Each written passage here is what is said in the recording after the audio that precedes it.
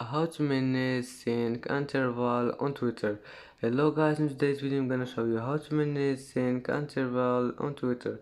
First go to Twitter and then go here and now click this one, settings and privacy,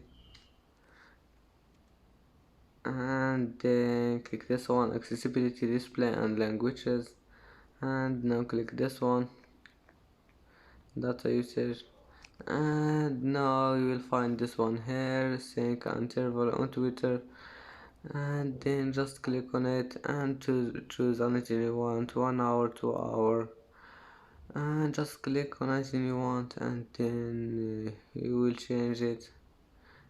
And that's how manage sync interval on Twitter. If you like this video, don't forget like and subscribe, and see you in the next video.